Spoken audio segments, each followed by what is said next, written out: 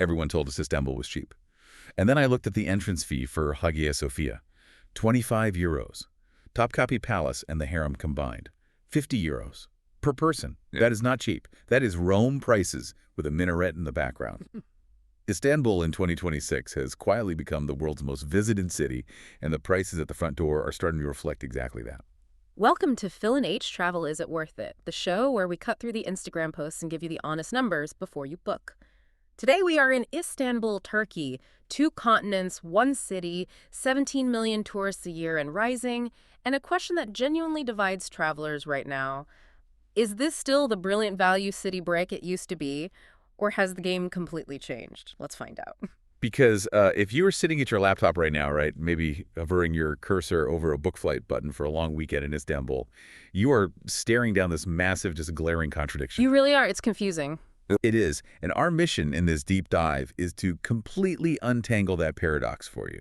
We're going to arm you with the precise logistics, the hard numbers, and honestly, the completely unvarnished reality of what it actually takes to navigate this megacity in 2026. Right, because we want to strip away the fantasy costs. You know, the ones you see on travel blogs from 3 years ago. We are giving you the actual spreadsheet today. Exactly, because it's arguably the most fascinating travel paradox in the world right now, isn't it? Oh, absolutely. I mean, you have this bizarre scenario where Istanbul is fiercely celebrated as one of the absolute best value destinations on the planet for day-to-day living. Yeah. But then, simultaneously, it's operating as one of the most punishingly expensive places to sightsee in all of Europe. And the most confusing part for someone trying to build a budget is that both of those statements are entirely demonstrably true. Which, let's be honest, makes zero sense to a normal person trying to plan a holiday. You're sitting there thinking, how can a city be both cheap and extortionate on the exact same afternoon? It sounds impossible. It does. But to understand that, you can't just look at a guidebook. You really have to look at the macroeconomics. Turkey has been caught in this vicious cycle of inflation, running at over 40% in recent years. 40%. Yeah, 40%. Which, if you live in Western Europe or North America, that is just a completely alien concept. It means the purchasing power of the local currency, the Turkish lira, is essentially evaporating in real time. It's weakened drastically against the euro, the US dollar, the British pound. And if you stop your analysis right there, you know, the surface level takeaway is actually thrilling for you as a foreign visitor. Right, you feel rich. You do. Your hard currency makes you feel incredibly wealthy because that currency weakness dictates the day-to-day economy.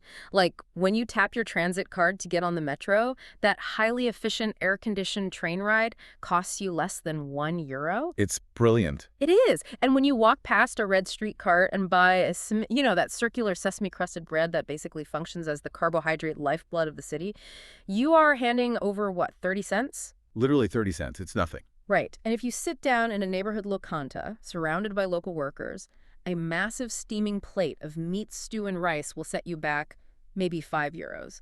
That is the authentic, lived reality of the city. But, and this is the massive but that just destroys people's holiday budgets, the Turkish government is not oblivious. They watched the lira plummet. They watched the social media algorithms pump 15 million tourists into the city.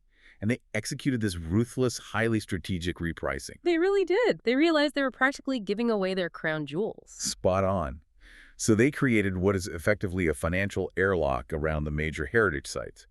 They completely detached the entrance fees from the crashing domestic economy and hard-pegged them to the euro. Which is brilliant from a state revenue perspective, I have to say. Oh, it's genius for them. Yeah. But it is a massive shock to the system for the visitor. Absolutely. You walk up to the Hagia Sophia, a building that used to be free to enter as a mosque just a few years ago, by the way, and you are hit with a flat €25 fee just to access the upper gallery. Just the gallery. Just the gallery.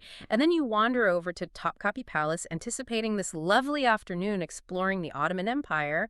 And if you want to see the palace and the harem, which you absolutely must, it's the best part, you are paying €50 per person. It's wild. Dolmabahçe Palace. Yeah. 30 to 40 euros. Even the Basilica Cistern, which is, essentially an underground water reservoir, is 15 to 20 euros. It's exactly like walking into a two-tier theme park. Yeah. I mean, the public grounds, the local food stalls, the transport network, all of that operates on the local affordable economy. Yeah. But the moment you want to ride the premium rides, the VIP fast passes for the palaces and ancient mosques are priced to rival the Louvre in Paris or the Tower of London. Let's actually do the math on that for a second. Imagine you are a family of 4. You've booked a weekend break. Yeah. You just want to see the core famous sites over 2 days. You are going to swipe your credit card for well over 300 euros on entrance fees alone. Wow. Yeah. And that is before you have bought a single bottle of water, before you have paid a taxi driver, before you have eaten a single meal. 300 euros just to step over the thresholds. And the incredible thing is, the crowds are still paying it. I mean, Istanbul received 15 million international tourists in 2025, and the projections for 2026 are pointing even higher. They're going for the top spot. They are. The city is in a neck-and-neck race to become the single most visited city on Earth. And the driving force behind that volume, well, it's social media virality. You cannot open an app without seeing those sweeping, cinematic drone shots of the Bosphorus Strait at sunset. Or the Blue Mosque catching that perfect golden hour light. Exactly. Or someone wandering through the colorful, lantern-lit labyrinth of the Grand Bazaar. It creates this self-reinforcing loop of desire. The visuals are so potent that people feel completely compelled to see it with their own eyes. Except the drone shots conveniently crop out the reality on the ground, don't they? Oh, they always do. They don't show you what the historic Sultanahmet district actually feels like when those 15 million people all try to stand in the exact same square mile. It becomes a genuine sea of humanity. It is shoulder-to-shoulder shuffling traffic. Which is why the single most consequential decision you will make regarding this trip, the one choice that dictates whether you experience the magic of those drone shots or the pure misery of the crowds, is the calendar. Yes. You have to navigate the time of year before you even attempt to navigate the city itself. Right. And if you want to actually enjoy yourself, our unreserved recommendations are painfully narrow. There are exactly 2 sweet spots in the calendar. Just 2. The first is the spring window. From April to May, the weather is brilliant, usually sitting between 18 and 22 degrees Celsius. The city literally bursts into color because the tulips are blooming everywhere. Which is gorgeous. It is. And a quick historical side note here. Tulips originated in Turkey, not Holland, and the city takes immense pride in planting millions of them.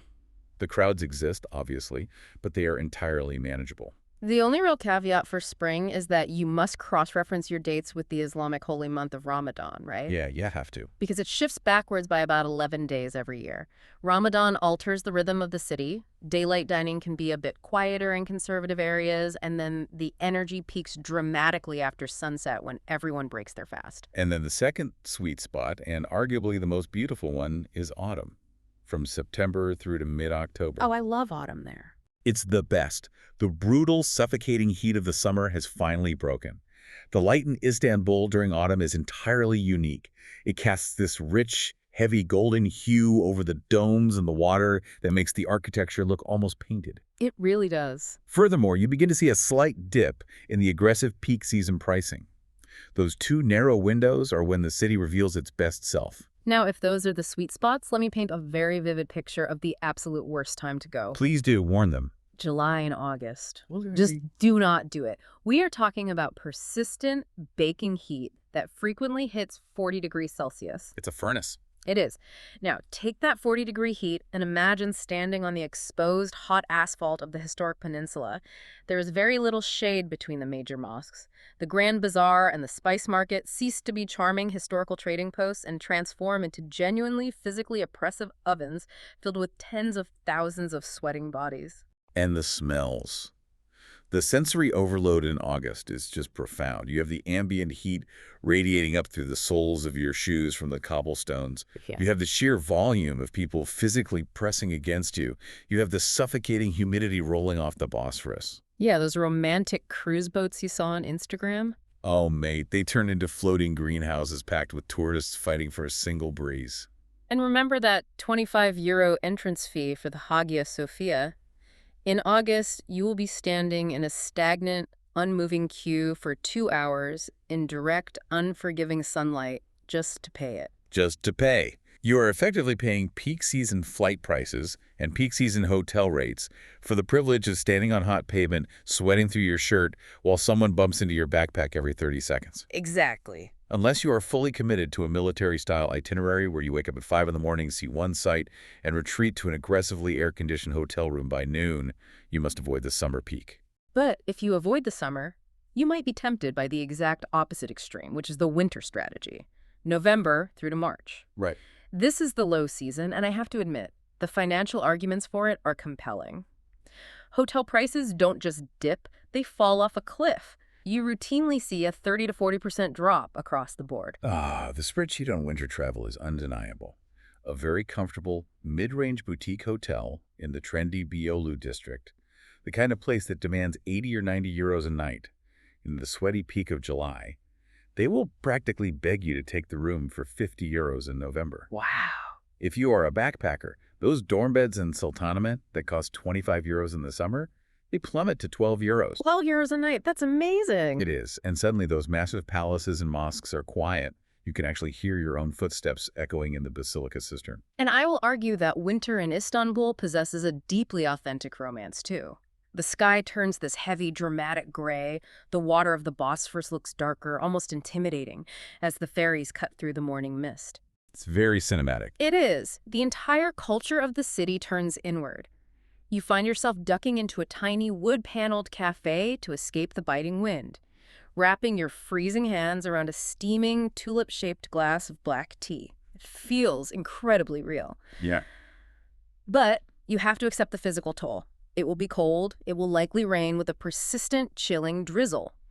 And the wind sweeping off the water often forces the ferry companies to run heavily reduced schedules. There's one final layer to the calendar you have to check before you book anything, specifically looking at 2026.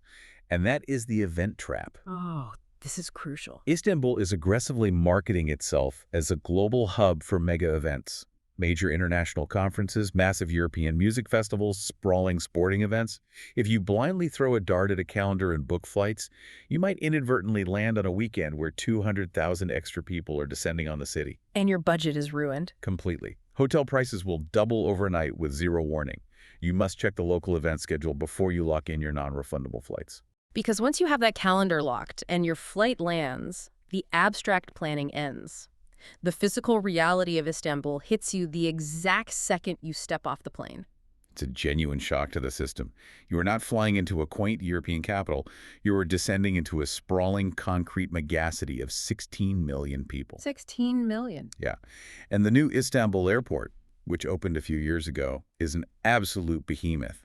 It is a marvel of modern engineering, but crucially, it is 45 kilometers away from the European center of the city. It's so far. It is an enormous distance. Your logistical endurance test begins the very moment you collect your luggage. And when you finally endure that transit and arrive in the center, let's assume you've dropped your bags in the historic core of Sultanahmet. The sensory hit is entirely unique. Istanbul does not ease you in. No, it does not. It does not politely introduce itself. It overwhelms you instantly. You step out of your hotel lobby onto the uneven cobblestones, and the first thing that hits you is the auditory landscape. The call to prayer echoes out from the massive minarets of the Blue Mosque, but it doesn't happen in isolation. Right. It is layered over the aggressive ringing of the red tram bells, the hum of endless traffic, and the rhythmic shouts of street vendors selling water. And then the smell hits you. It is this intoxicating, chaotic mix. You've got the heavy roasting scent of chestnuts smoking on red street carts, cutting through the sweet, yeasty smell of fresh simit, all underpinned by the faint, salty brine blowing up from the Bosphorus. It's so specific to that city. It really is. And then you turn a blind corner, and suddenly the Hagia Sophia is just sitting there. The sheer scale of the dome against the sky is so imposing it almost looks fake, like a matte painting dropped into reality. And right at that exact moment of awe, while your neck is craned upwards, a carpet shop owner will step smoothly into your peripheral vision, offer you a glass of apple tea, and attempt to sell you a silk rug with the most aggressive, good-humored, relentless persistence you have ever encountered. Yes. It is a deeply layered, exhausting environment if you aren't mentally braced for it, which is why you need a very strict, very specific blueprint for your first 24 hours. Absolutely. If you try to do too much, on day one, the city will literally chew you up. When you arrive, you drop your bags, and you immediately leave your hotel. Whatever you do, do not eat at the hotel restaurant. Oh, never. It is a captive audience trap guaranteed to serve you overpriced, underwhelming food. Exactly. You walk straight down the hill to the Galata Bridge. This is your grounding ritual. The Galata Bridge spans the Golden Horn, physically connecting the ancient historic peninsula to the slightly newer European side. Best spot in the city. Here is the exact instruction. Walk down to the lower level of the bridge, or find one of the incredibly ornate rocking boats docked right next to it. You are going to hand over roughly €2, and in return, you will receive a balık ekmek. Oh, the mackerel sandwich. Yes, it is a freshly grilled mackerel sandwich stuffed with raw onions and crisp lettuce, handed to you wrapped in paper. And that sandwich is the quintessential Istanbul initiation. You stand there on the walkway of the bridge, the smell of grilled fish in the air, eating this magnificent €2 meal. Well, try not to drip it on your shoes. Right, and you look back at the skyline behind you, this jagged horizon of ancient domes and needle-thin minarets, while passenger ferries crisscross the shimmering water directly beneath your feet. In that single sensory moment, you will instantly comprehend why this specific piece of geography has captivated emperors, conquerors, and poets for 2 millennia. It's true. It grounds you. It reminds you why you dealt with the airport transit in the first place. Once you've had that moment, as the evening rolls in, you take the tram over to Karaköy. You walk up the steep, winding, slightly gritty streets through the Galata neighborhood. You are looking for a meyhane, a traditional Turkish tavern. And you don't order a massive main course here. No, you don't. You order a table completely covered in maize-small, sharing plates of smoked eggplant, thick garlic yogurt, marinated seafood.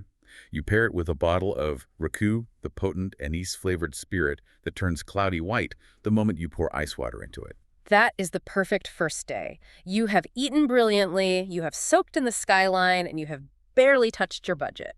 You need that gentle first day, because day 2 is when you have to tackle the heritage sites, and that requires genuine strategic discipline. It's a gauntlet. Remember that €25 ticket for the Hagia Sophia?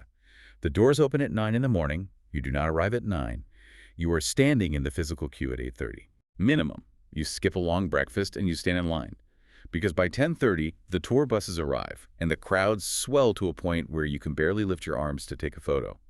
By noon, the internal queue, just to walk up the ramp to the upper gallery, will add 45 minutes of shuffling, claustrophobic waiting to your visit. Which means your ability to survive that day 2 gauntlet entirely depends on where your bed is located. Precisely. If your hotel is an hour away, you've already lost the morning advantage.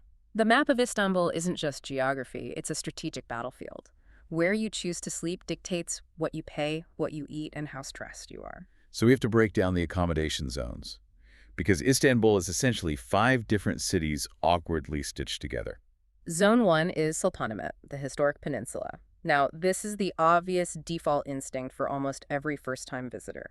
The geographical appeal is undeniable. You step out of your lobby, and you are within a 10-minute walk of the Hagia Sophia, the Blue Mosque, Topkapi Palace, and the Grand Bazaar. It sounds great on paper. You are sleeping in the epicenter of the Byzantine and Ottoman empires. But the penalty for that convenience is massive. I call it the convenience tax, because you are sleeping in the absolute core of the tourist zone. Every single restaurant, cafe, and corner shop within a 1-mile radius is aggressively priced for visitors holding euros or dollars. They are definitely not pricing for locals. No. The food is frequently mediocre because they don't need repeat business, and the prices are extortionate. Furthermore, you will be woken up. Oh, yes. The morning call to prayer is broadcast through massive, powerful loudspeakers at dawn. If your hotel is near a mosque and in Sultanahmet, it is impossible not to be. It will wake you up. If you accept those trade-offs, backpackers can look at established spots like Cheers Hostel or Sultan Hostel, where a warm bed runs between 12 and 20 euros a night. Not bad. For a mid-range couple seeking comfort, properties like Hotel Arcadia Blue or Suri Konak will cost between 70 and 120 euros a night. For families who need space, the Arena Hotel offers decent family rooms for 100 to 160 euros a night. Now, let's cross the Golden Horn to Zone 2. Beyoğlu and Galata, on the European side. Let me be unequivocally clear. This is the smartest place to base yourself.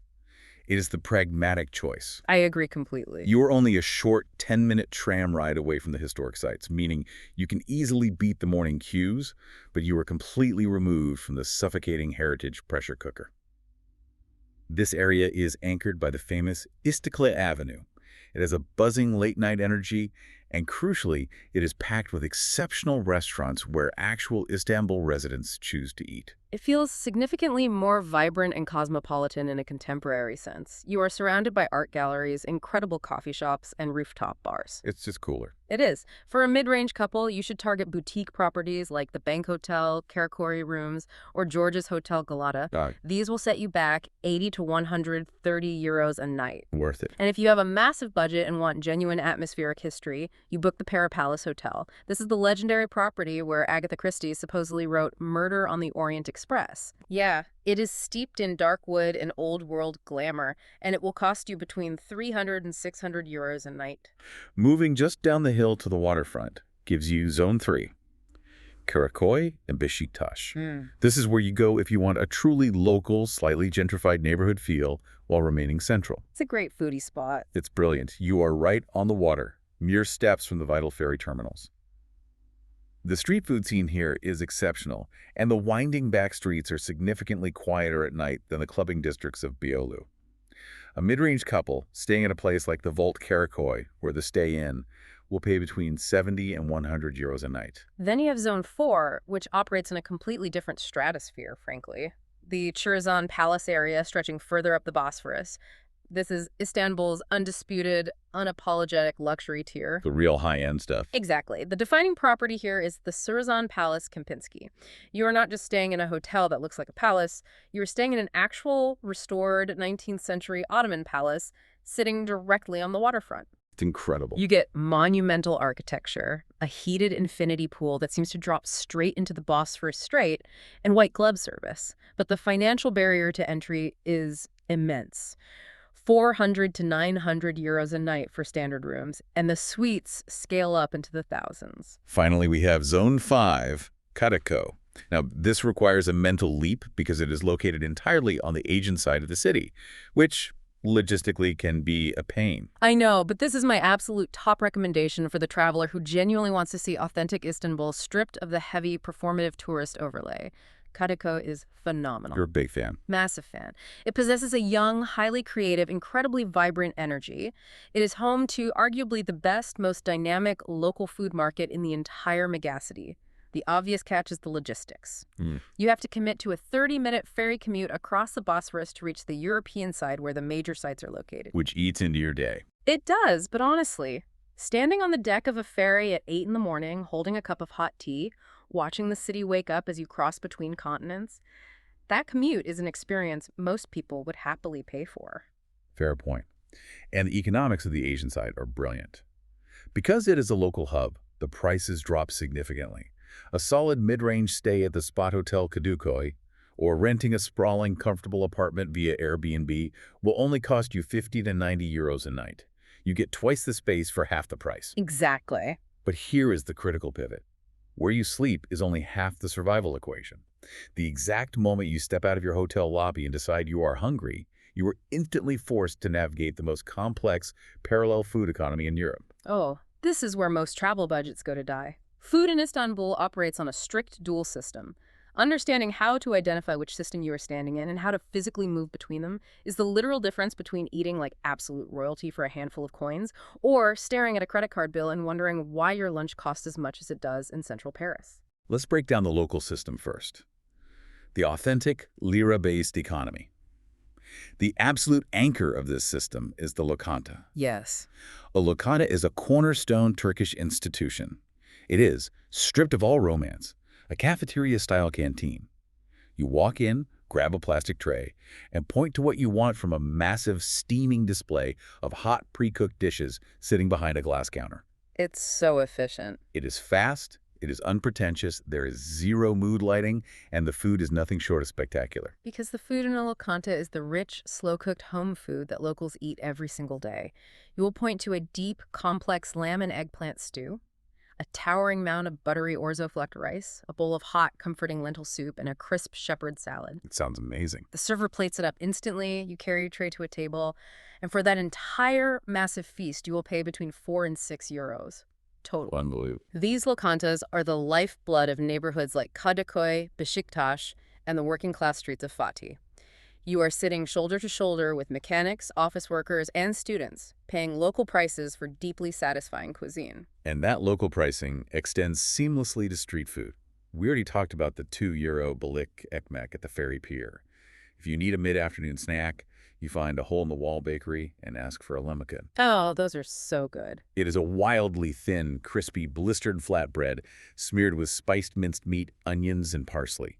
You squeeze lemon over it, roll it up like a cigar, and eat it walking down the street. It costs €1 to €2. Or you walk into a non-touristy cafe on a Sunday morning and order a sprawling, multi-plate Turkish breakfast for €4 to €7. Yeah. That is the local lira system. It is abundant and cheap. But then, lurking mere streets away is the tourist system, the euro-impacted economy. And the visual cues to identify this trap are incredibly obvious once you know what to look for. Let's hear the cues. The golden rule is this. If you are walking down a cobblestone street in Sultanahmet and you see a restaurant with a wooden A-frame board displaying an English-only menu, and there is a sharply dressed man standing by the door actively trying to charm you into sitting down, you are about to be heavily overcharged. Run away. The prices on that menu are engineered to be double or triple the local reality. Exactly. You sit down in one of those places because you are tired, and suddenly a basic, deeply average chicken kebab main course is running you 18 to €20. It's painful. And if that restaurant happens to have a rooftop terrace with a partial view of the Bosphorus, they will happily slap an invisible 30 to 50% markup on every single item purely for the privilege of the sightline.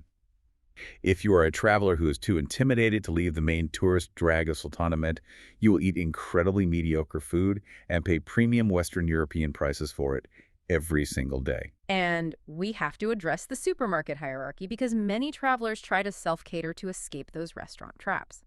Turkey has a very rigid, highly visible retail structure. If you want to benchmark the absolute floor of local pricing, you look for a supermarket called BM. BIM, yeah. Right. It is their aggressive, hard discount chain, functioning exactly like an Aldi or a Lidl in Europe. The pricing at BM is the true baseline of the Turkish economy. A massive 1.5-liter bottle of drinking water is 40 cents. A freshly baked, crusty loaf of bread is 30 cents. 200 grams of incredibly good local white cheese is €2. A cold can of local Yves beer is €1.20. That is what things actually cost. It is. If you want a slightly nicer shopping experience with more brand variety, A101 is the mid-tier discount option, and Migros is the mainstream, brightly lit supermarket where prices will be slightly higher, but the selection is vast. But navigating the food scene isn't just about dodging price traps. There is a deeply ingrained layer of social dining etiquette you must absorb. Chief among them is the culture of say, the Turkish black tea. Ah, yes, the tea. It is the absolute lifeblood of the city's social contract. It is served incessantly, everywhere, always, in those iconic, delicate, tulip-shaped glasses. If you are dip in the bazaar negotiating the price of a ceramic bowl or a rug, the shop owner will inevitably snap his fingers and a runner will appear with a tray of tea. You can't say no, can you? It is considered slightly rude to refuse it. Drinking the tea is not a trap. It is the establishment of a social bond before the financial negotiation begins. And when it comes to the hard cash of tipping, if you are at a proper sit-down restaurant, a 10% tip left in cash is the expected standard. If you are at a Mayhem drinking raw queue, remember that the entire culinary culture is built around communal sharing. Do not sit down and stubbornly order a single main course just for yourself. It entirely defeats the purpose of the venue. Yeah, share everything. And finally, maintain strict awareness of the calendar. If your trip falls during the holy month of Ramadan, daylight dining hours will be shifted, and finding alcohol in more conservative, working-class neighborhoods will become noticeably more difficult. I want to pause the logistics here for a second because we need to address the single most glaring, psychologically manipulative food trap in the entire city. It catches thousands of smart people every week. Oh, yes. The Grand Bazaar trap. Let them have it? Let me explain the psychology of this rather than just scolding you. The Grand Bazaar is a massive, disorienting labyrinth. After 2 hours of walking through it, your feet ache, you are carrying heavy bags, the noise has given you a headache, and your blood sugar has completely crashed. You're vulnerable. You are highly vulnerable. And right at that moment, you see a charming little cafe set up inside the covered walkways. It is so incredibly tempting to just collapse into a chair. Do not do it. Don't do it. The vendors inside that enclosed maze know they have a captive, exhausted audience. They charge eye-watering, extortionate tourist prices for heavily microwaved average food. The fix is remarkably simple. fight the fatigue, walk exactly 2 minutes outside the stone walls of the bazaar into the surrounding daylight streets, and the restaurant prices will instantly, magically normalize back to the local lira baseline. So when you take the strategic cost of your accommodation zone and you combine it with your ability to navigate these parallel food systems, you finally arrive at your true, hard daily budget. Right. Let's look at the actual spreadsheet.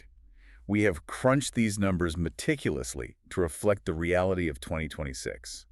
If you are a low-budget backpacker or a solo traveler, you can conquer Istanbul brilliantly on 50 to 58 euros a day in total. Which is fantastic. That precise breakdown is 15 euros for a dorm bed, 12 to 15 euros for food, assuming you strictly adhere to street food and locantas, 2 to 3 euros for public transport using a loaded transit card, and allocating 20 to 25 euros for just one single paid heritage attraction a day.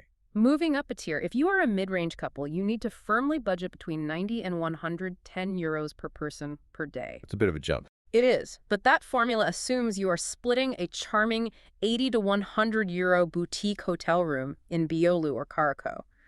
You are spending 20 to 25 euros a day on food by strategically mixing local locantas for lunch with perhaps one nice sit-down Mayhane meal in the evening. You allocate 5 to 8 euros on ferries and trams, 15 euros on coffees, waters, and mid-afternoon snacks, and, this is a crucial pillar, you must budget roughly 50 euros a day per person on attractions. And it is that 50 euros a day for attractions where the math violently falls apart for most people. It's the silent killer. Because you aren't actually spending 50 euros a day. You are taking a massive, staggering upfront hit and averaging it out over your trip. And before we dive into that trap, let's just touch on the luxury budget. If you're going high-end, you're looking at 300, 450 euros per person per day. Sky's the limit there.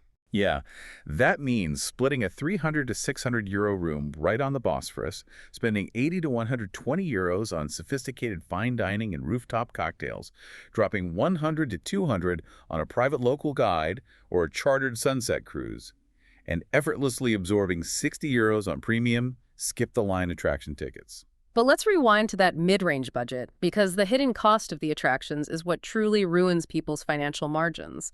The glossy travel blogs and the quick Instagram reels simply do not warn you about the sheer weight of the attraction fee stack. They never mention it. People arrive with an outdated mindset, assuming they will just casually wander in and out of the major historical sites. Let's do the math on a standard 4-day itinerary. Hagia Sophia Upper Gallery is 25, Topkapi Palace and the Harem is 50. The Basilica Cistern is 20. Dolmabahçe Palace is 35. Wait, That is a stack of 130 euros per person in non-negotiable entrance fees.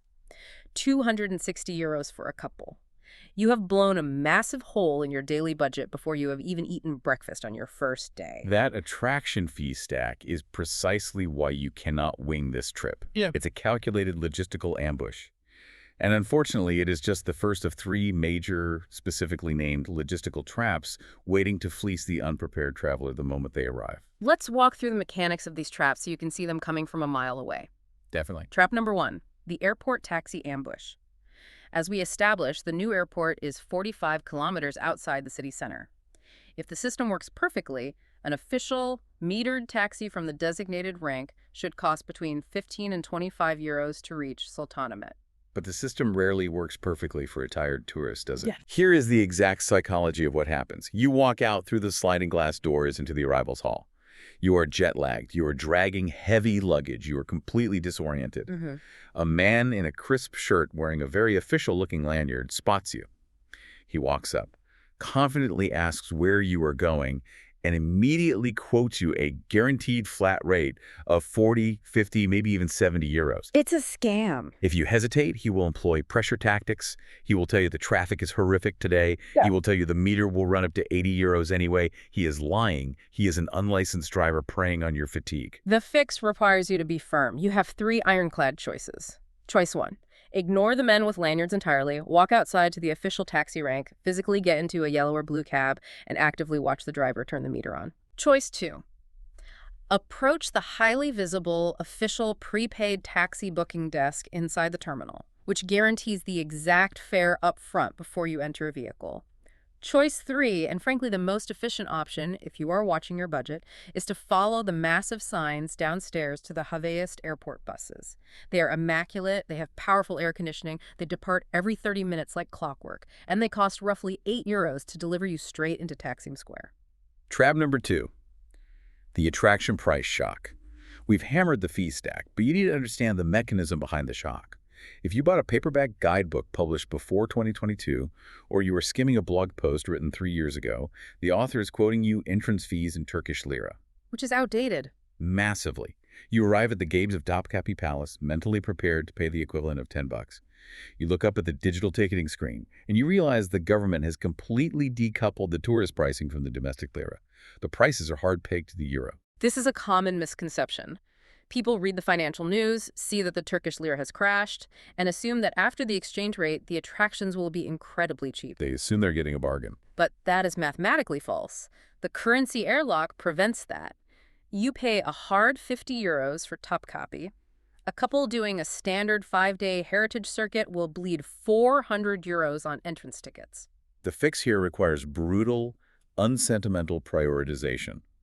You cannot treat Istanbul like London, where the museums are mostly free. You have to build your attraction budget first, before your food or hotel. Pick 2, maybe 3 headline sites that genuinely matter to you. Pay the premium for those.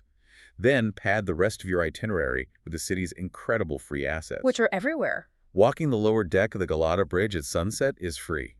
Inhaling the scents of the spice market is free. Getting hopelessly lost in the winding alleys of the Grand Bazaar is free. Just wandering the ancient streets of Sultanahmet costs absolutely nothing. Which brings us to trap number 3, the neighborhood price cliff. Istanbul's economic geography is incredibly dramatic, and most casual visitors completely fail to perceive the invisible lines. It's like stepping off a ledge. It really is. Sultanahmet, the historic core, operates at a price point that is a full 100% higher than the rest of the real city for food, drinks, and basic services. Beyoğlu sits somewhere in the middle, balancing quality and tourist premiums. Kadıköy and Beşiktaş operate strictly on local, highly affordable pricing. The trap is the illusion of convenience. You book a hotel in Sultanahmet because you want to be near the mosques. Yeah. And then, because you are tired after sightseeing, you never leave that specific district for your evening meals. By doing that, you are effectively choosing to pay a 100% geographic tax on your food for the entirety of your holiday. So what's the fix? The fix. You must treat Sultanahmet strictly as a daytime sightseeing zone. Go there in the morning, look at the magnificent buildings, take your photos, and then physically extract yourself. Take the 20-minute tram ride over the bridge to Karaköy for dinner. That short tram ride will save you 20 to 30 euros per meal per couple. Or take the ferry. Exactly. Take the 30-minute ferry from Eminönü to Kadıköy for less than €1, eat an astonishingly good local meal, and enjoy a stunning panoramic view of the city from the water on the ride back. Navigating all of these financial traps and parallel economies requires a certain level of active street smarts, which naturally leads to the physical reality of the city. Once you've protected your wallet, what is the actual reality of physical safety, solo travel, and basic comfort in a chaotic megacity of this staggering scale? Let's address the general risk profile immediately. Because when some people see the phrase 16 million person megacity in the Middle East, their imaginations immediately jump to the worst-case, media-driven scenarios. They get anxious. They do. But the on-the-ground reality is that Istanbul has a massive, highly visible, and intensely policed tourist infrastructure. Statistically, violent crime directed against tourists is exceptionally remarkably rare. It is a city that feels intensely alive and heavily populated at almost all hours of the day and night. That constant presence of people, families, and shopkeepers generally contributes to a very strong feeling of communal safety. The actual risk profile for a tourist in Istanbul is much more nuanced and frustrating. It is almost entirely concentrated on nuisance crime, street theater, and financial manipulation rather than physical danger. Right, let's list the specific nuisances so you can spot them. Number 1, classic pickpockets. When you are shuffling through the narrow, crowded arteries of the Grand Bazaar or the spice market, physically pressed shoulder to shoulder with thousands of strangers, you need to employ basic universal city sense. Have your bag zipped and keep it in front of you. Yep. Number 2, the shoe shine drop. This is an absolute masterpiece of manipulative street theater. It truly is weaponized politeness. You will be walking down a busy, slightly inclined street, very often the famous Istiklal Avenue. A local shoeshine vendor, carrying his heavy wooden kit, will walk briskly past you in the opposite direction. Okay, picture this. As he passes, a wooden brush will slip from his kit and clatter onto the cobblestones. He will keep walking, completely oblivious. The scam relies entirely on your basic human decency. You see a man drop his tool, you pick it up, you call out to him, you hand it back. Like a normal person would. Right. He turns around, acts incredibly shocked and profoundly grateful. To thank you for your kindness, he insists. He physically demands to clean your shoes. It feels like a beautiful local interaction. The exact moment he finishes polishing the leather, the warm gratitude vanishes instantly, and he aggressively demands 20 euros for the service. It's so sneaky. It is highly manipulative. The rule is simple. If you see a brush drop on the pavement, step directly over it and keep walking. Number 3, carpet shop pressure. Do not underestimate how good these guys are. They don't just ask if you want to buy a rug. They use complex psychological tactics. Yeah. They leverage intense social pressure. They offer you key. They ask about your family. They make you feel like an honored guest in their home rather than a mark in a retail store. It's very disarming. And then once the social debt is established, they heavily overcharge you for the product. Yeah. You have to develop the ability to say a firm, unapologetic no and physically walk away. Oh. Number 4, restaurant bill manipulation. In the heavily touristed zones, always check the line items on your receipt. They might casually add a mezz plate you never ordered or magically inflate the price of the wine you pointed at on the menu. When it comes to actual physical safety, the single biggest, most persistent danger you will face on a daily basis is simply trying to cross the road. The traffic logic in Istanbul is completely chaotic. It's a free-for-all. You will see pedestrian crossings with crisp white stripes painted on the asphalt. Do not trust them. Those stripes are treated as mere visual suggestions by the drivers. They will absolutely not stop a moving vehicle just because you step out onto the paint.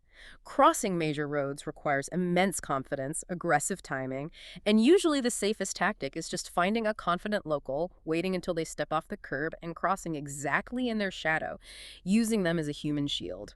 What about solo female travel? Because the perception generated by anxiety-inducing forums is often wildly out of step with the reality on the ground. The reality is that Istanbul is profoundly safer and more welcoming for solo female travelers than Western media frequently portrays. If you are basing yourself in modern, dynamic neighborhoods like Beyoğlu, Karaköy, Kadıköy, or the upscale district of Nişantaşı, you will feel perfectly comfortable walking around both day and night. That's good to hear. There are vibrant cafes everywhere, large groups of local women out socializing late into the evening, and a very modern, protective energy. Sultanahmet is also heavily policed and generally very safe. The areas of concern are specific and easily avoided. You simply want to avoid desolate, unlit back streets, particularly the gritty industrial areas around certain large bus stations late at night. The practical rule of thumb is identical to London or New York. Navigate the city at night by sticking to well-lit, populated main arteries. If you are attempting family travel, you are looking at a very mixed bag of extreme highs and exhausting lows. On the cultural side, Turkish society absolutely adores children. If you bring a tired, cranky toddler into a local restaurant, the staff will not roll their eyes. Ooh, they love them. They will likely be delighted. They will actively interact with them. They might even take them to the kitchen to show them the bread oven, just to entertain them. It is a deeply warm, fiercely family-oriented culture. But you cannot ignore the brutal, practical, logistical challenges of moving a family through this environment. You are dealing with massive, exhausting walking distances between the major sites. The streets are frequently incredibly steep and paved with wildly uneven cobblestones, which turns pushing a stroller into a grueling upper body workout. It sounds like a nightmare. Add in the intense, draining heat of the summer months and the sheer noise, chaos, and visual stimulation of the bizarre areas, and young children can become overwhelmed and overstimulated incredibly quickly. You have to forcefully build long periods of quiet downtime into your itinerary. And just a quick note on the health front. There are no mandatory vaccinations required to enter Turkey. The municipal tap water is technically treated and entirely safe for brushing your teeth, but you will quickly notice that absolutely every single local resident drinks bottled water. Follow their lead. Yeah, just buy the bottles. Buy the cheap 40-cent bottles from the BM supermarket. If you do happen to get sick, the emergency healthcare system in Istanbul, particularly the private hospitals, is highly functional, pristine, and incredibly modern. But you absolutely must ensure you have comprehensive travel insurance that explicitly includes medical evacuation coverage, just as a baseline precaution. So, assuming you have successfully navigated the punishing budget traps, you have stepped over the drop shoe shine brush, you have survived the traffic, and you are safely exploring the city, what actually lives up to the immense crushing weight of the hype? When we strip away the spreadsheets and look back at the actual emotional experiences, what are the unforgettable best moments and what are the honest, painful disappointments? The absolute best moments in Istanbul, the vivid memories that will stick in your brain long after you've forgotten the sting of the flight costs, are almost never the things you queue up and pay €50 for. The magic lives in the moments of authentic, everyday city life. Exactly. The ultimate example is taking the Eminönü passenger ferry across the Bosphorus at dusk. You scan your transit card and pay less than a single euro. You walk onto the open outside deck, the wind is whipping off the strait, and you simply sit and watch the most famous, historically dense skyline in the world transition from daylight to twilight. It's unbeatable. The sky turns a bruised, magnificent purple. The massive lead domes of the imperial mosques turn into heavy black silhouettes against the horizon, and the slender minarets light up one by one. It is, without exaggeration, one of the greatest urban waterway journeys on planet Earth, and it costs literal pennies. Or it's the quiet food experiences. It is finding a backstreet cafe in Karaköy for a traditional Turkish breakfast. Yeah. They don't just bring you a plate, they bring out a massive sprawling spread that covers the entire table. The breakfast is incredible. Multiple little dishes of green and black olives, thick slabs of salty white cheese, incredibly fresh, sweet tomatoes, crisp cucumbers, a copper pan sizzling with eggs and spicy sucuk sausage, honeycomb, clotted cream, and an endless flowing supply of hot say. It takes an hour to slowly eat your way through it. You watch the neighborhood wake up around you, and the bill comes to €6. Or taking a slow morning walk through the Kadıköy market on the Asian side. The stalls are piled impossibly high with mountains of dried figs, massive sacks of pungent spices, and incredibly fresh seasonal produce. It feels entirely unperformed. It isn't a theatrical show put on for tourists. It's just a massive city feeding itself. But while we praise the cheap local moments, we also have to talk about the grand masterpiece. Because despite everything we have said about the aggressive pricing and the painful queues, the Hagia Sophia is genuinely one of the most important, staggering buildings in the history of human civilization. It really is. Look, I am the guy who complains about every single entrance fee. I hate the fee stack, but I will freely admit the €25 to stand inside the Hagia Sophia is worth the money. When you walk through those massive doors and you finally look up at the sheer impossible scale of that interior dome, it physically stops you in your tracks. It takes your breath away. You are standing inside a space that captures an incredible physical layering of Byzantine and Ottoman history existing simultaneously. You can see the glittering ancient Christian mosaics sitting right alongside the massive, imposing Islamic calligraphy medallions. It is breathtaking. It makes you feel incredibly small. Just go early, beat the heat, pay the money, and let yourself be awed by it. But for every genuine masterpiece, the city harbors an honest, frustrating disappointment. These are the places where the harsh reality simply does not match the glossy, romanticized brochure. Number one on that list of disappointments, unfortunately, is the Grand Bazaar. The physical architecture of the vaulted ceilings is still beautiful. The sheer scale of the labyrinth is impressive. But the actual soul of the place has been almost entirely hollowed out and sold to mass tourist commerce. It's basically a mall now. It is overwhelming. It is incredibly loud. And finding a genuine skilled artisan actually making something by hand rather than a bored stall owner selling mass-produced imported trinkets requires serious, exhausting effort. The pressure selling from the vendors is relentless and draining. The fix for that specific disappointment is simple. If you want to experience the atmospheric romance of a bazaar, and you actually want to look at authentic Turkish crafts, ceramics, and textiles without the aggressive, exhausting sales tactics, you walk behind the Blue Mosque to the Arasta Bazaar. It is significantly smaller, it is open air, it is infinitely calmer, and the goods feel far more curated and genuine. The second major disappointment, surprisingly, is the Blue Mosque itself, officially known as the Sultan Ahmed Mosque. Now, it's free to enter, and the exterior architecture with its 6 soaring minarets is magnificent. But it is a fully working, heavily used central mosque. Which means closures. Yes, this means large sections of the interior are regularly cordoned off for daily prayer times. You have to manage the modest dress requirements, which is entirely respectful and fine. But during the peak tourist hours, the sheer crushing density of the crowds inside completely destroys any sense of quiet spiritual reflection. You are not experiencing a mosque. You are just shuffling shoulder to shoulder through a loud, crowded room staring at the ceiling. If you actually want to feel the majesty of the space, you must go between prayer times, ideally first thing in the quiet of the early morning. And the third major, highly marketed disappointment is the Prince's Islands, or the Adalar. If you look at the tourist brochures, they are heavily, heavily pushed as this idyllic, romantic, necessary day trip. They promise an escape from the noise of the megacity. No cars are allowed on the islands, just horse-drawn carriages and bicycles, fresh sea air, and crumbling, beautiful old wooden mansions. The reality of the islands in peak season is a logistical nightmare. Yeah. You will stand in a massive, sweaty queue at the ferry terminal just to get on the boat. When you finally arrive at the islands, you will stand in another massive, chaotic queue just to secure a carriage or rent a poorly maintained bicycle. It's just queuing. And because the islands operate as a closed ecosystem with a captive audience, the prices for basic food and services have roughly doubled in the last 3 years. It is a tourist trap surrounded by water. Do not go anywhere near it in the summer. Consider it only if you are visiting in the very quiet, cool shoulder months of May or September. Now, if listening to all of this, the claustrophobic crowds, the sudden €25 entrance fees, the intense August heat, the aggressive carpet sellers, the sheer logistical effort required to survive the day, if that makes you pause and reconsider, we have two completely different directions you could take your city break budget. The first alternative is Istanbul's direct historical competitor, Athens, Greece.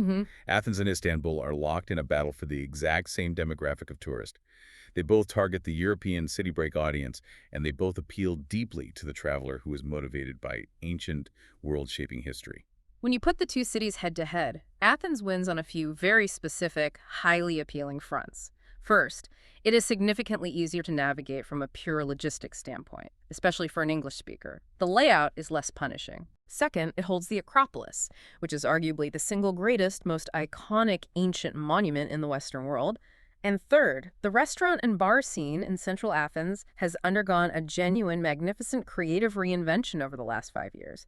It is incredibly exciting, modern, and accessible right now. But Istanbul still wins on sheer, undeniable scale. It wins on the visible, chaotic, physical layers of colliding civilizations.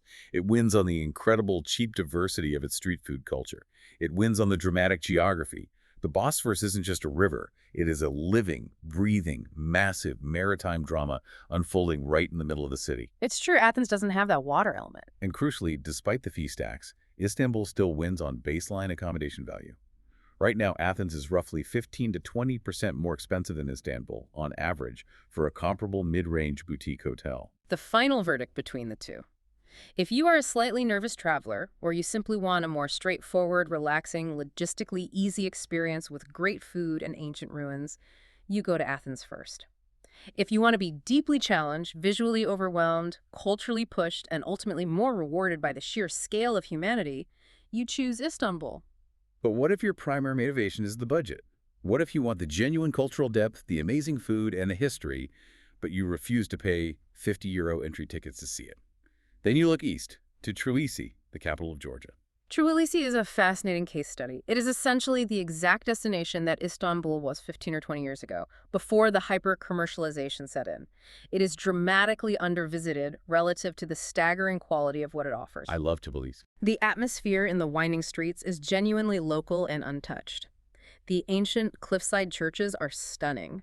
It boasts an underground nightlife scene that is becoming quietly, fiercely legendary across Europe. And the food Georgian cuisine, with its rich khachapuri cheese breads and complex walnut pastes, is arguably one of the greatest, most criminally underrated food cultures on the entire planet. And the cost comparison between the two is stark and undeniable. Remember our Istanbul numbers. A solid mid-range hotel in Tbilisi is going to run you 30 to 50 euros a night compared to the 70 to 100 you are paying in Istanbul. It's half the price. A fantastic, heavy main course in a great Tbilisi restaurant is 8 to 12 euros versus the 15 to 25 for the equivalent in Istanbul's tourist zones and those heritage sites. In Tbilisi, you are paying 2 to 5 euros to enter a museum or historical site, not the 25 to 50 euro currency airlock prices of Turkey. The honest, practical drawbacks to choosing Tbilisi are that it requires significantly more logistical planning. There are far fewer direct flights from the UK and the US, meaning you are almost certainly dealing with awkward layovers. And you absolutely must check the broader political context and stability of the Caucasus region before you book, as it can be volatile. Right. But for the budget-conscious, adventurous traveler who wants real cultural depth, genuine discovery, and incredible food without feeling exploited, Tbilisi in 2026 is a far better answer than staying trapped in Istanbul's tourist core. Which brings us all the way back to the original question, the title of the show. We have laid out the punishing inflation, the genius of the currency pegging, the suffocating crowds, the psychological scams, the sensory overload, and the undeniable sweeping beauty of the place. So in 2026, is Istanbul actually worth the money and the effort? We have broken this down into a final verdict matrix entirely dependent on exactly how you travel. If you are a backpacker, the verdict is yes, with conditions.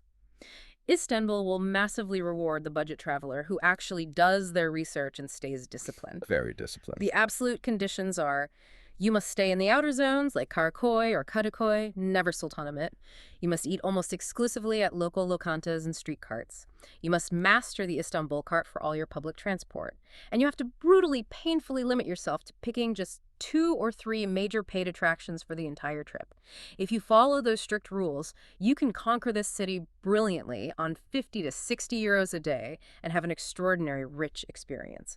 If you walk in blind, stay in the tourist zone, and eat at A-frame restaurants, you will blow your entire week's budget by day 3. If you are a mid-range couple, the verdict is yes with conditions. The absolute sweet spot for you is securing a boutique hotel in Beyoğlu or Karakoy, paying 80 to 100 euros a night to escape the tourist noise. You need a pre-budget, mentally and financially, about 300 euros for the two of you just to cover the entrance fees for the core attractions over 5 days. And mix up your dining. Yeah, rely mostly on local spots, but allow for 1 or 2 splurges at a nice Bosphorus view restaurant. If you stick to that formula, your total 5-night trip, including flights from Western Europe, will cost between 1,000 and 1,400 euros. At that specific price point, Istanbul offers far deeper culture, history, and complexity than a standard weekend in Rome or Lisbon for the exact same money. If you are traveling as a family, the verdict is yes, with conditions. And these are incredibly serious caveats.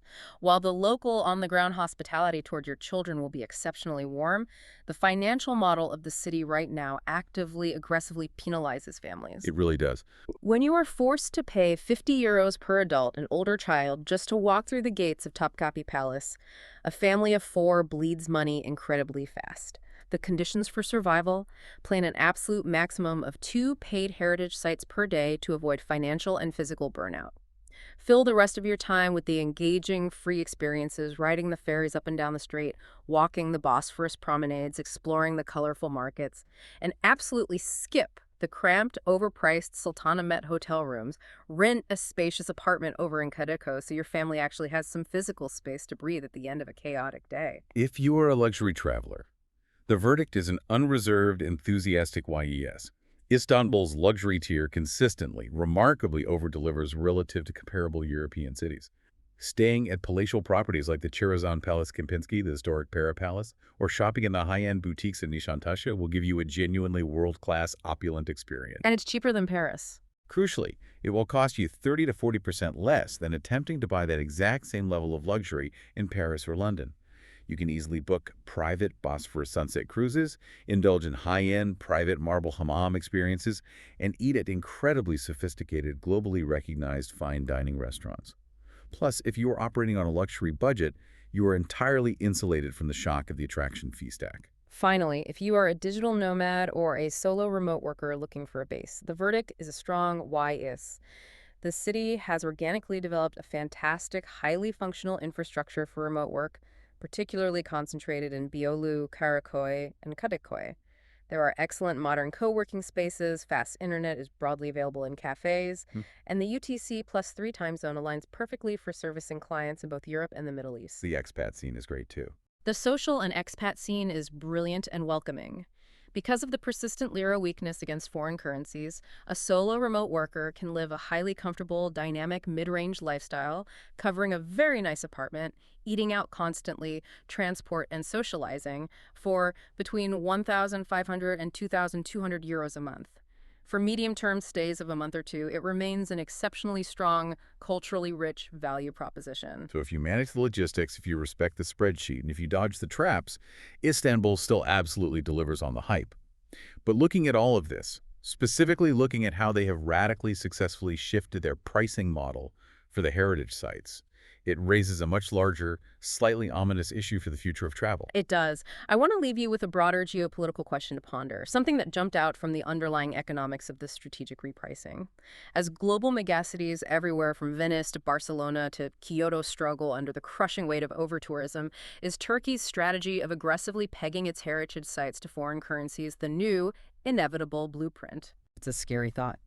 Think about the mechanics of it. Are we looking at a near future where this currency airlock becomes the standard, accepted mechanism to control massive crowds? Will we soon wake up to see Italy doing the exact same thing with the Colosseum, or France doing it with the Louvre effectively, intentionally pricing the working and middle classes out of global heritage in a desperate bid to save the stones from crumbling? It is a fascinating, highly effective, and slightly terrifying thought for the future of global travel. That is the honest verdict from Phil and H.